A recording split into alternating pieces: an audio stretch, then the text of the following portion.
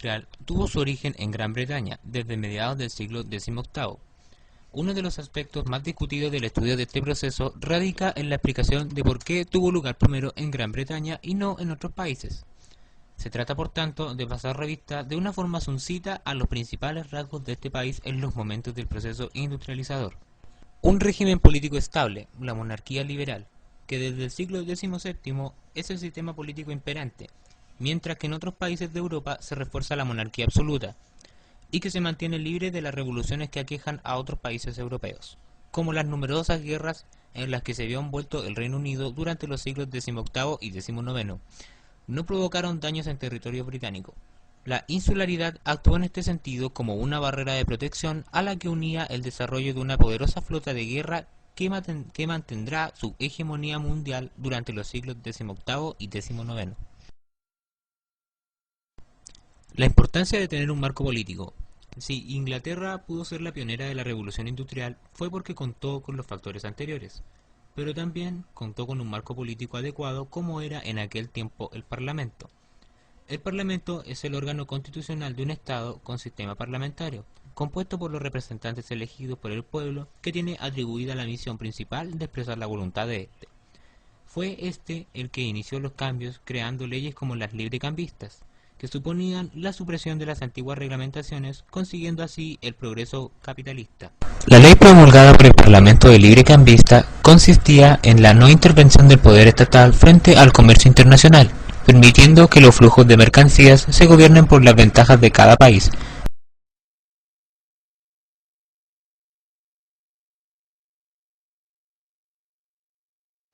Estamos en Inglaterra, en la segunda mitad del siglo XVIII. Aquí se produce una de las transformaciones más importantes de la historia de la humanidad, la Revolución Industrial. ¿Sabes qué cambió? Vamos a verlo. Empecemos por la agricultura. La tierra se había explotado en parcelas no cercadas de uso comunal y lo que se sacaba iba destinado generalmente al autoconsumo de los agricultores. Muchas tierras estaban destinadas además a la ganadería, que pastaba a sus anchas por el campo. ¿Y cómo se trataban las cosechas? Con herramientas muy básicas, que requerían mucha mano de obra. Con la revolución industrial, todo esto dio un giro. Los campos se acercaron y se estableció la propiedad privada. Desaparecieron las tierras destinadas a la ganadería, que se estabuló, por lo que se sacó más partido a la agricultura.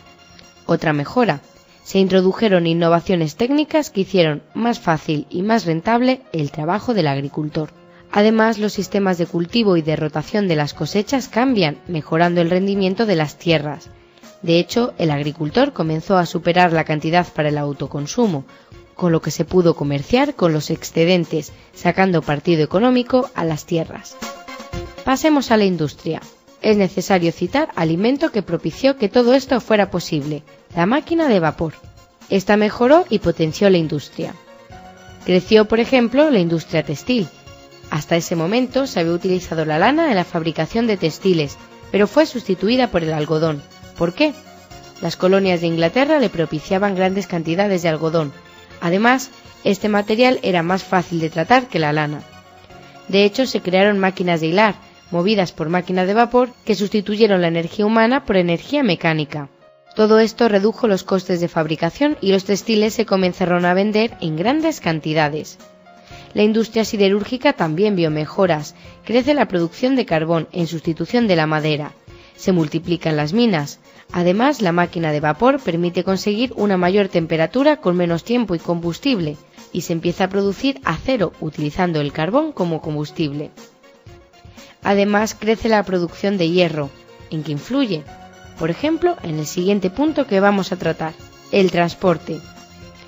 Ya hemos visto que han aumentado las cosechas, ha aparecido la máquina de vapor, cada vez hay más textiles y además tenemos carbón y acero. ¿Cómo transportamos estos materiales? Muy fácil, aparece la primera locomotora, y el hierro del que hablábamos antes permitió que se extendiera a lo largo del país, reduciendo el tiempo de transporte de mercancías y también de viajeros. Pero no solo mejoró el ferrocarril como medio de transporte, también las comunicaciones marítimas y las carreteras. Hablemos ahora de las personas. ¿Cómo cambió la vida de los ingleses? Volvamos al principio. Hemos dicho que las mejoras en la agricultura redujeron la mano de obra en el campo. Estos trabajadores buscaron un nuevo empleo en la ciudad, fenómeno llamado éxodo rural. En las capitales se necesitaba gente en la industria de la que hemos hablado. Además, podían trabajar también en el comercio, actividad que comenzó a tener un gran auge en aquella época, o en los talleres, que dejaron de ser artesanales para el autoconsumo y se convirtieron en escuelas profesionales. Las condiciones de vida mejoraron, no había escasez de alimentos, ya que venían los excedentes del campo.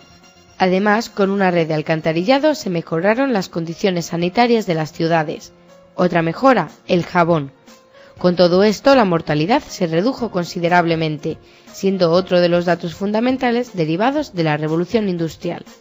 Recapitulemos: tierras cercadas con nuevas herramientas en el campo, industria, comercio y talleres en la ciudad, mejora del transporte y de las condiciones de vida de las personas.